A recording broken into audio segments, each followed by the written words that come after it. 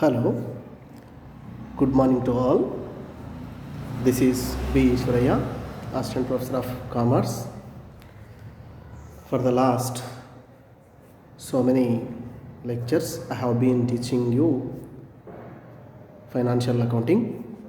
As part of that, today let us learn about preparation of financial statements, in that about final accounts. So I am going to give some inputs and I will share my knowledge with you. See, before going to prepare final accounts, we should know some information and terms generally will be using while preparing financial statements. So those terms must be known and their importance also should be known. If you know these things, we will have a clear idea over financial statements and also financial final accounts of concern. Now I'll explain you those things. In the final accounts, the accounting process ends with the preparation of final accounts in the form of income statement and balance sheet. Therefore, it becomes necessary to know the difference between capital and revenue items, because the revenue items are considered in the preparation of profit and loss account, and capital items become part of the balance sheet of the business enterprise.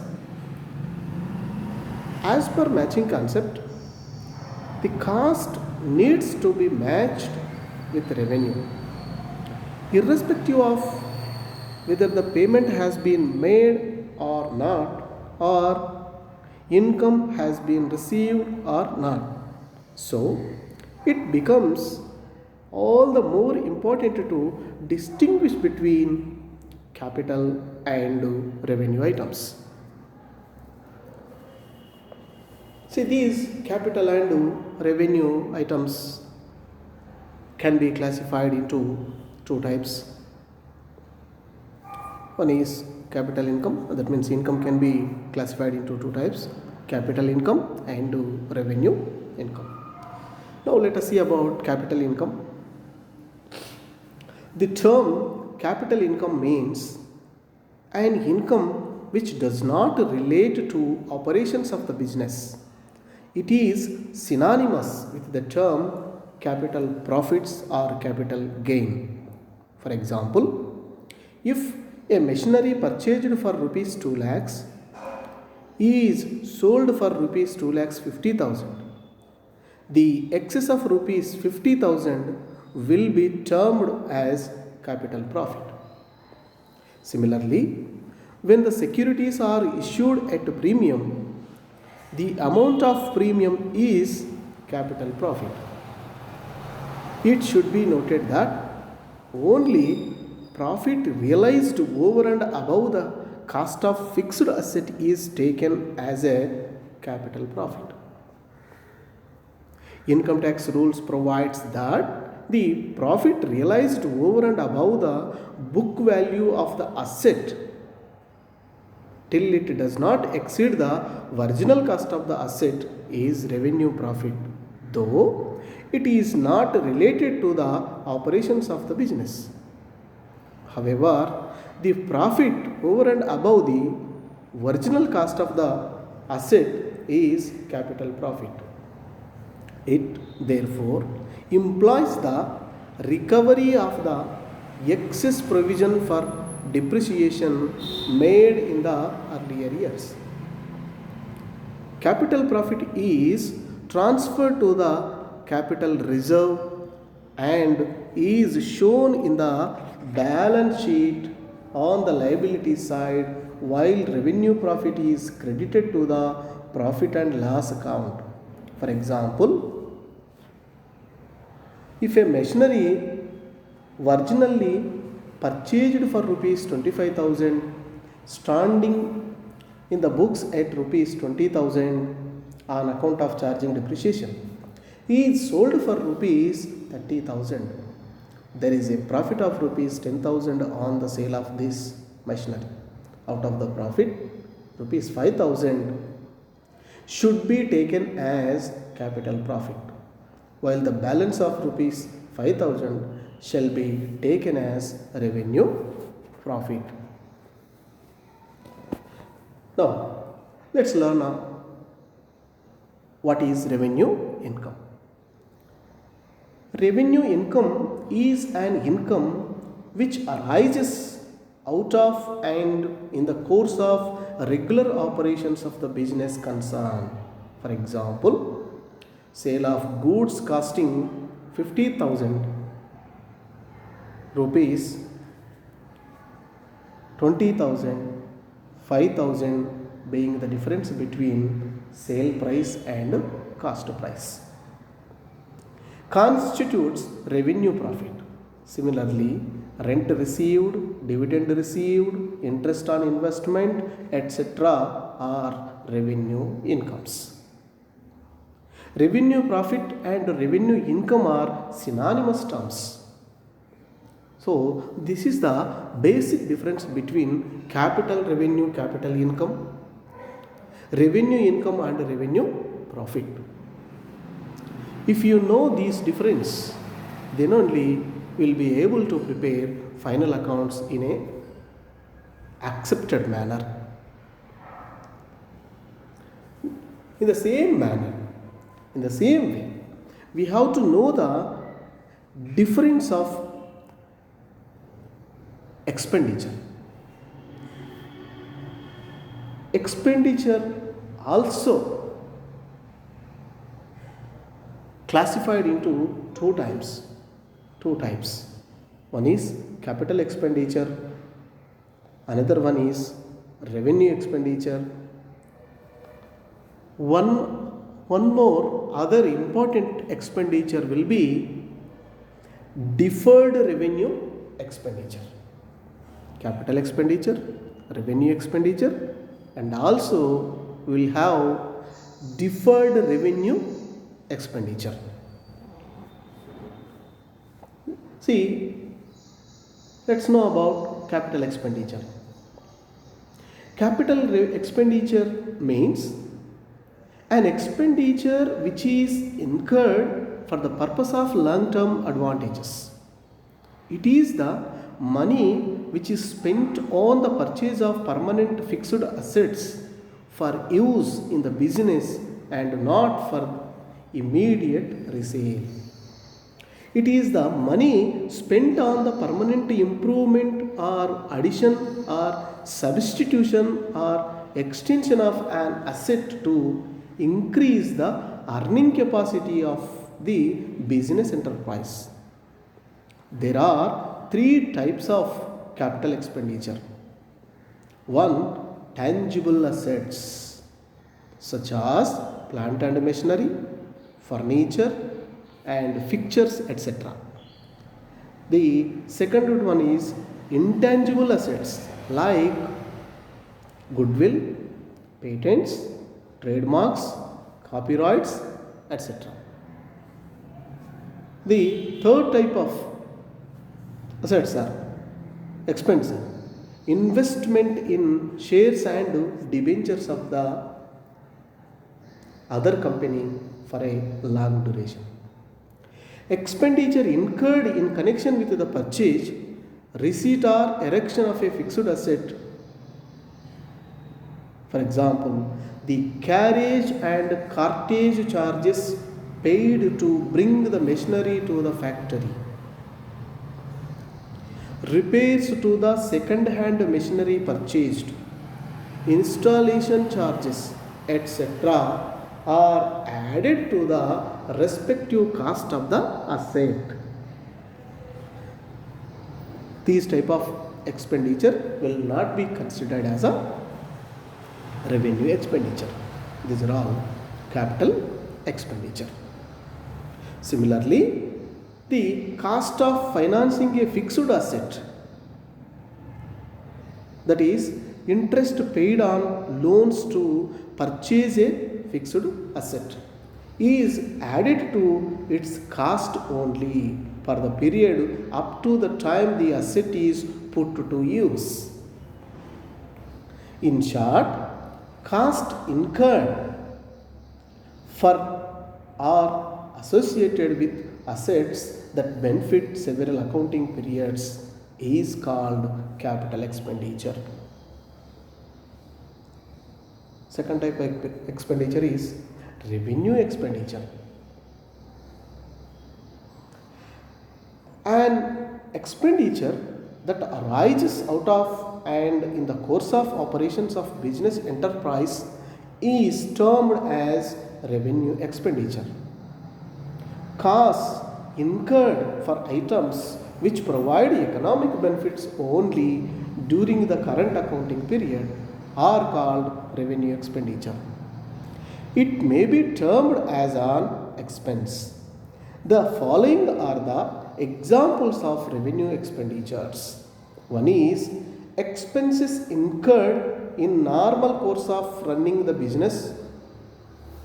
For example, administration expenses, selling expenses, manufacturing cost or expenses, printing and stationery charges, depreciation charges, interest on loans, so etc. Second type of revenue expenditure is expenditure incurred to maintain the business.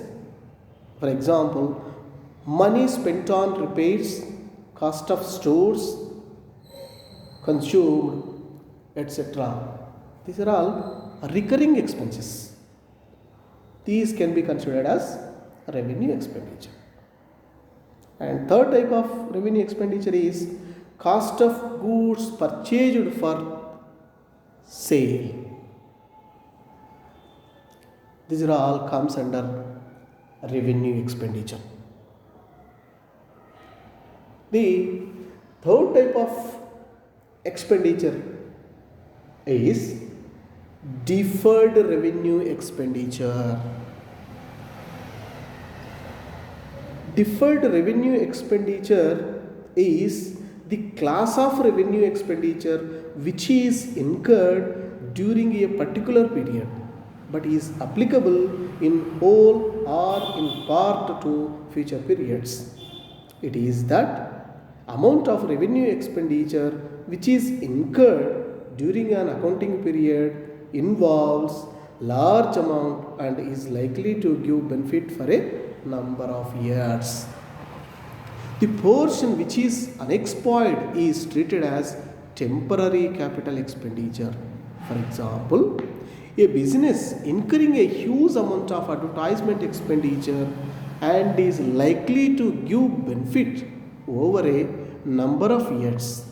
Similarly, the expenditure of rupees 30,000 on dismantling, removing and reinstalling the plant to shift it to a more suitable locality is called deferred revenue expenditure. So there is some distinction between capital expenditure and deferred revenue expenditure. They may seem to be same but there is a small difference is there. That is, the distinction between capital and deferred revenue expenditure is difficult to make. The distinction centers around the nature of the expenditure. Deferred revenue expenditure is revenue in nature but is spread over a number of years because it is incurred for a period more than one accounting year. The capital expenditure results in a benefit which will accrue to the business enterprises for a long time, say 10 years or 15 years. The deferred revenue expenditure is incurred for lesser number of years in comparison to capital expenditure, generally for 3 to 5 years. Deferred revenue expenditure, once incurred, cannot be recovered back generally.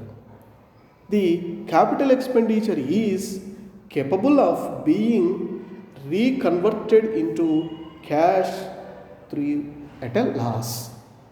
For example, the demolition of old building book value of rupees 10,000 is a loss and may be treated as deferred revenue expenditure. The construction of a new building costing 1 lakh is a capital expenditure.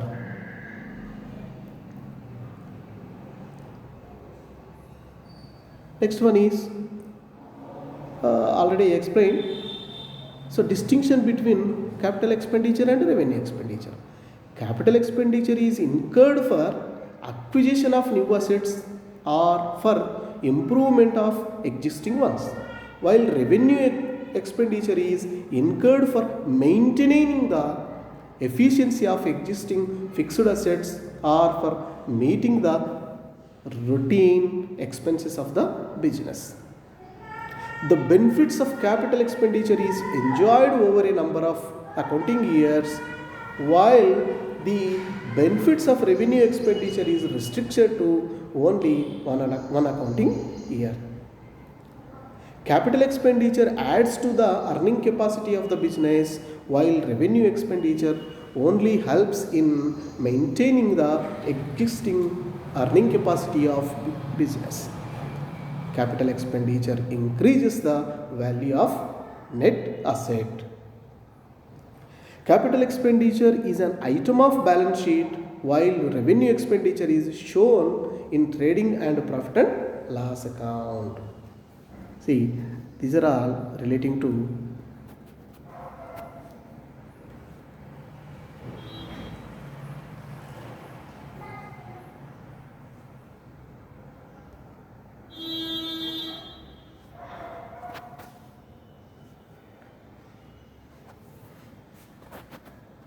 right. Next, we'll see classification of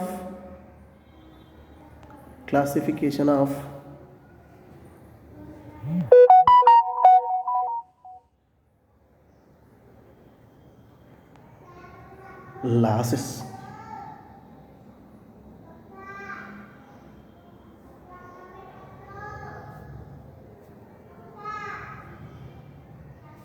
Classification of losses. So, losses are to be classified as capital loss, revenue loss. Capital loss, revenue loss. Capital loss are those loss which does not arise out of normal conduct of the business. Example, loss on sale of fixed assets or fixed investments. Discount on the issue of securities may sometimes be treated as capital loss, but preferably it should be treated as a deferred revenue expenditure and hence written off over a number of years. Revenue loss arise out of normal operation of the business. Loss is one thing which does not bring any benefit to the firm. For example, loss on account of bad debts, destruction of goods by contingencies, goods stolen in transit, etc. When it comes to payments, payments are also classified into two types. One is capital payments, another one is revenue payments. Capital payments means it is an amount paid on account of some capital expenditure. For example, if a machinery was purchased on installment basis, the down payment made is a capital payment. when it comes to payment of revenue or revenue payment is made on account of some revenue expenditure. For example, goods worth rupees 10,000 purchased, out of which 5,000 was paid in cash and the rest on credit. Rupees 10,000 is revenue expenditure, but only rupees 5,000 is revenue payment. So this is the difference between capital payments and revenue payments. In the same manner, let us classify the receipts. Receipts are also classified into two types: capital receipt and revenue receipt. When it comes to capital receipt, it consists of payments for contribution into the business by the proprietor, partners or shareholders in case of joint stock company, or any sum received from the sale of securities, that means long term securities.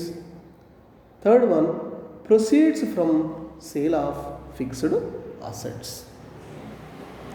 Capital receipts is different from capital profit. Receipt is the payment received in cash, while whole of it may not be a capital profit. For example, if a plant originally costing 8,000 rupees was sold for rupees 10,000, there is a capital receipt of rupees 10,000, but capital profit is to the extent of rupees 2,000 only.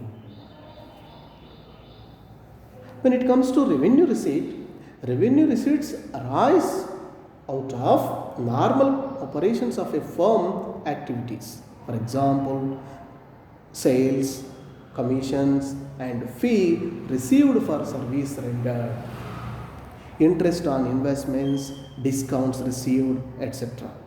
However, there is a difference between capital receipts and revenue receipts.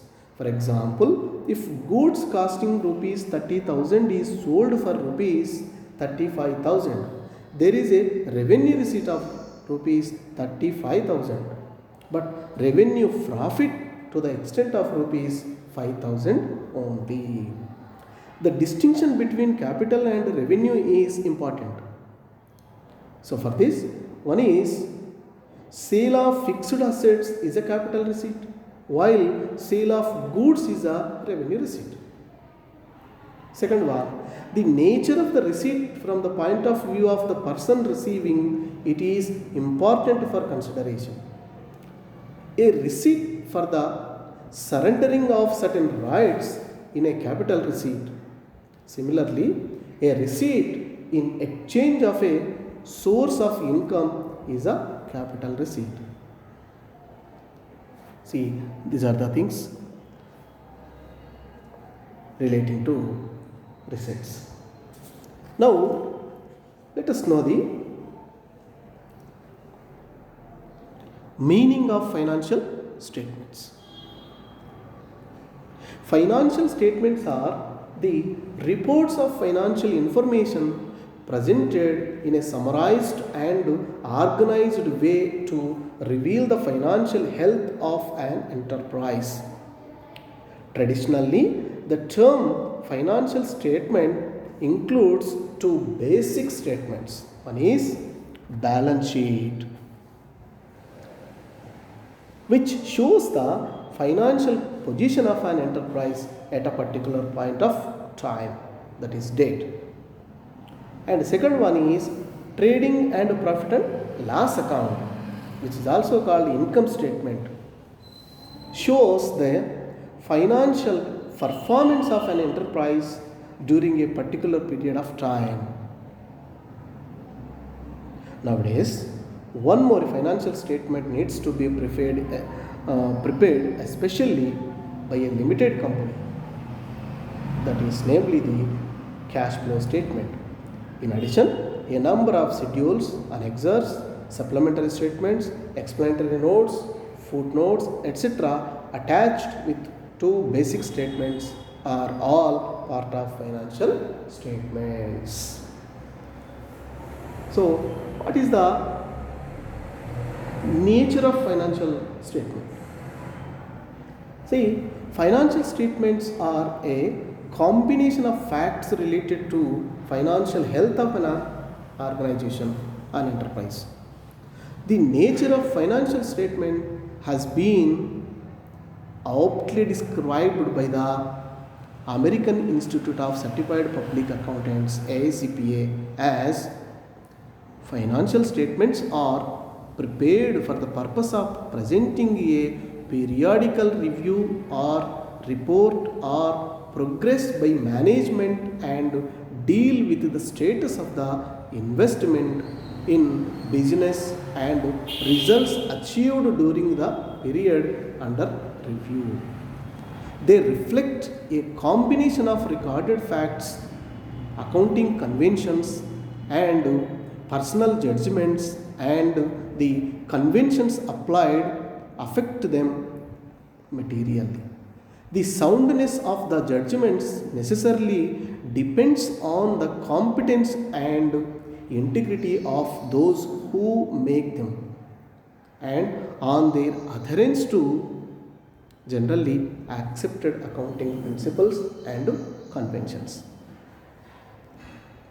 Based on this definition,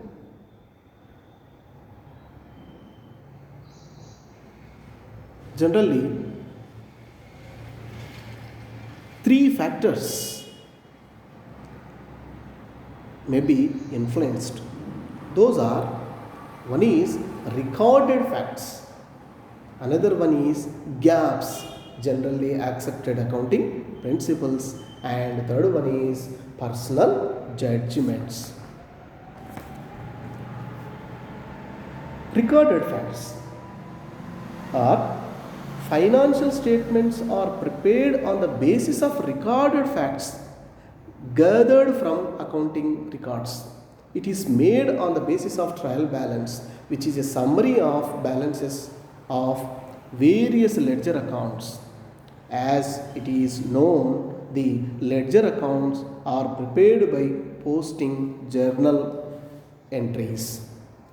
Recorded facts thus represents the figures recorded in journal book, ledger accounts, and trial balance. The financial statements are prepared on the basis of entries in these books of accounts, which are presented in terms of original costs of transactions, that is historical cost. The facts not recorded does not find place in financial statements. For instance, cash in hand and at bank, the amount owed to creditors, the amount owing from debtors, the bills receivables, the machinery, the plant and the building, etc. are all presented in terms of original cost of transactions. The current cost figures are not recorded in the journal book, ledger accounts, and trial balance. Balance sheet is not a statement of values in terms of current cost of assets and liabilities. Neither the statement of income records the current worth of expenses and revenues. Both the basic statements are historical statements prepared on the basis of recorded facts. Revaluation of assets and liabilities is attempted in certain cases, but such revaluations are not so frequent, and the historical figures continue to be recorded for longer periods. When it comes to gaps, generally accepted accounting principles are the guidelines and rules which guide the recording of business transactions in books of accounts and their fair presentation in the financial statements. These include principles, concepts, conventions, and assumptions. In general, the concepts and conventions are concerned with the problem of valuation of assets, depreciation of fixed assets, distinction between capital and revenue items, and the matching of appropriate expenses and revenues for the measurement of income in proper way.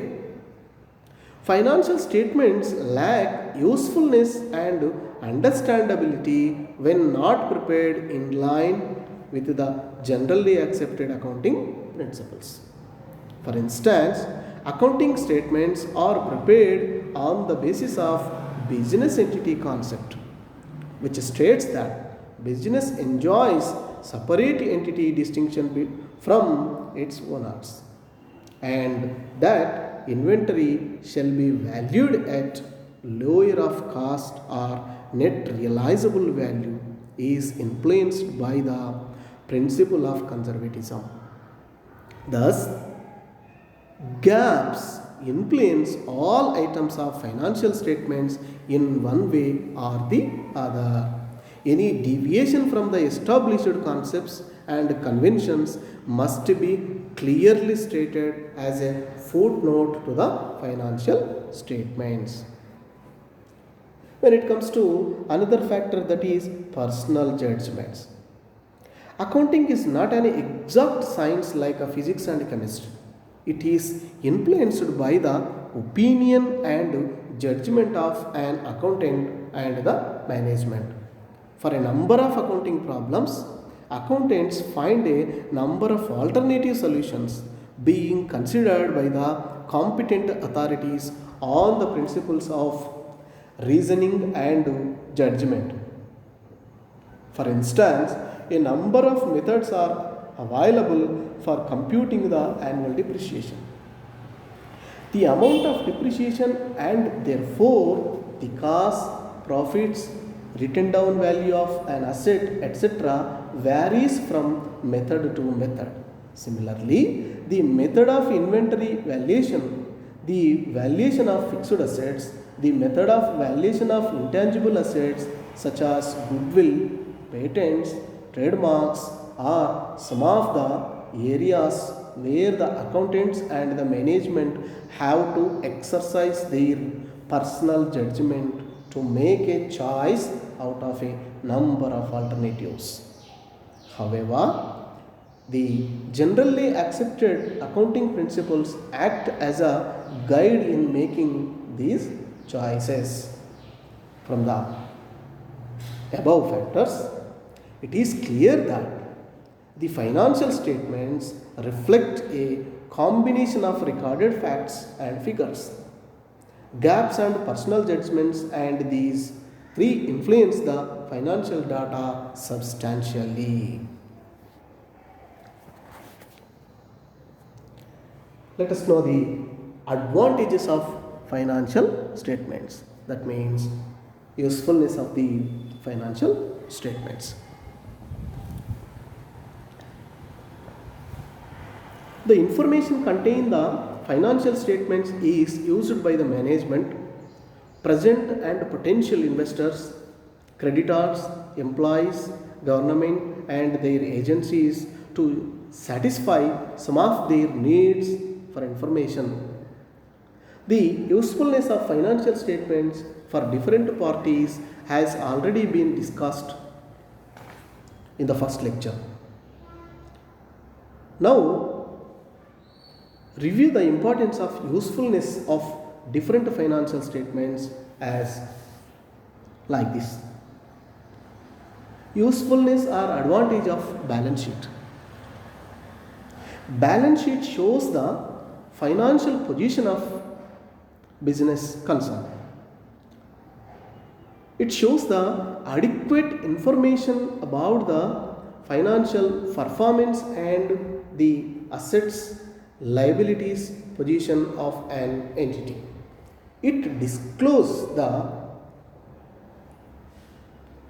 various information about the business entity like 1. Nature and amount of assets held in the business concern. Nature and the amount of liabilities having in the business enterprise. Third advantage is capacity of business to pay off its liabilities. Generally, will have short term liabilities, long term liabilities. So, solvency capacity of short term liability, solvency capacity of long term liability will be known. When it comes to fourth advantage of balance sheet is the extent and distribution of capital throughout the business, that is the amount of capital invested in land, building, equipment, loose tools, etc. The amount of retained earnings being used in the business concern. The changes in financial position and the changes that occur in various constituents of the balance sheet from time to time in the business enterprise will be known. The comparison of various constituents of balance sheet with those of other firm in the same business. Next one is usefulness of income statement. Usefulness of income statement. Income statement reveals the profitability of an enterprise. It assesses the net income of an enterprise, the income that can be distributed among the owners of an enterprise. It discloses the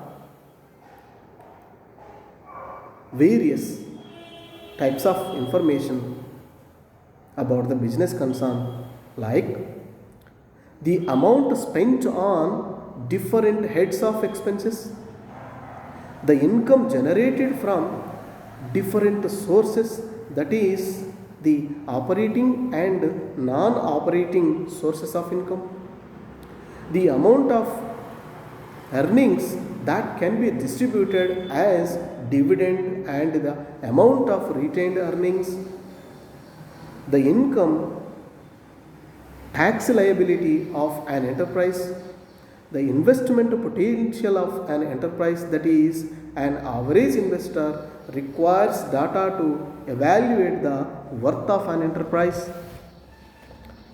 the trends of revenues, significant expenses, unusual income and expenses, profitability over a number of years can be analyzed. And also the comparison of profitability with those of other firms in the same business will be known. When it comes to usefulness of cash flow statement,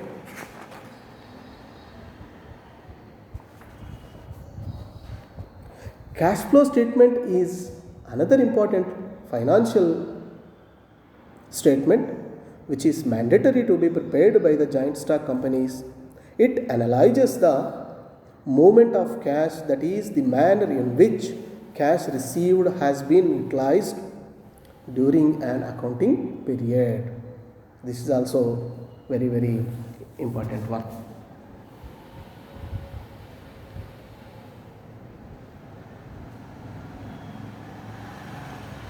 In the same way, let us learn limitations of financial statements. Limitations of financial statements. When it comes to limitations of financial statements, we have number of limitations. Those are fulfillment of statutory requirements, historical data, only quantitative information is used, personal judgments, number of alternatives, opportunities for manipulation or the limitations. Let us No, one by one. Fulfillment of statutory requirements. As per this limitation, the financial statements are often being criticized as serving neither the internal nor the external parties except complying with the statutory requirements. The financial statements are prepared strictly in line with the statutory requirements. A lot of formats, procedures need to be followed and may not serve the interest of the users of these statements. The internal and external users may need the information in more analytical and comparative way rather than the information presented in rigid way, as the figures contained in these financial statements do not depict any information as its own. In the same way, one of the limitations of financial statement is historical data. Financial statements comprise of information prepared on the basis of historical cost, the information in terms of original cost to the business entity. No attempt is made to reflect changes in market values, that is, the current worth of an enterprise. For instance, the building purchased in 2000 may be costing rupees 70,000. In 2015, its market value may be 75 lakhs, but the building would generally be shown at its original cost reduced by the amount of depreciation.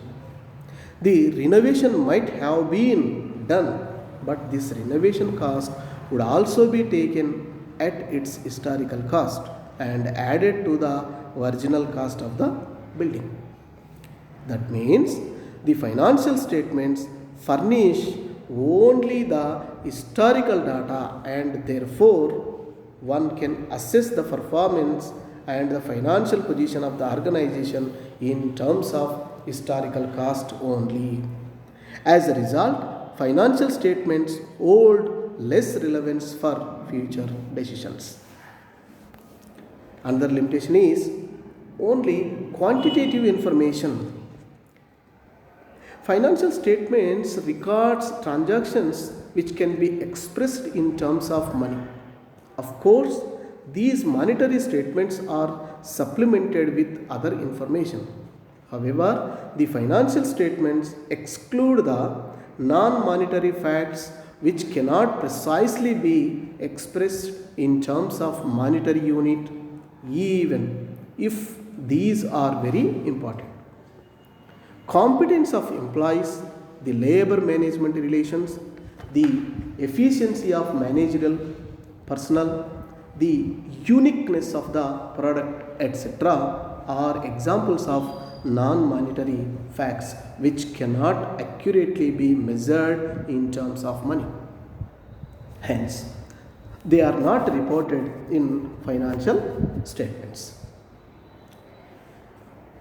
Thus, the evaluation of performance and financial position of an enterprise is incomplete in the absence of these qualitative factors. When it comes to limitation of personal judgments, accounting provides a number of alternatives to the accountants. For instance, the methods of depreciation, valuation of inventory, accounting treatment of research and development costs, the valuation of intangible assets, etc., are decided by the management and or the accountants, and therefore financial statements are influenced by the personal judgments. Now, let us know the limitation of number of alternatives. As we have learned earlier, the accounting is not an exact science and thus permits a number of alternatives out of available ones. Different firms which are in the same industry and very much alike may use different treatment for identical situations. For instance, different methods of inventory, different methods of depreciation, different basis for valuation of intangible assets, etc. permit different alternative for identical items. The effect of such flexibility may be that the financial statements of two firms may not be comparable. Now, let us know the last limitation of financial statement. The profitability and financial position of an enterprise shown by financial statements is subject to manipulation by the management or a financial accountant. It is highly dependent on the whims of the management, which is because of the presence or availability of diverse accounting solutions to same of the items of financial statements. Management may deliberately understate profits by manipulating accounting policies for so many reasons.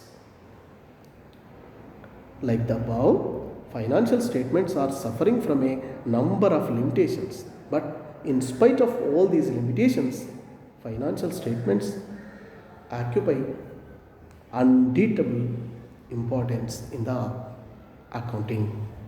So, this is all about importance, important terms, advantages and limitations of preparation of financial statements. In the next class, let us know how to prepare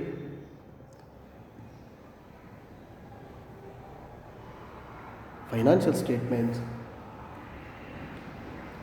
procedure of preparation of financial statement with formats.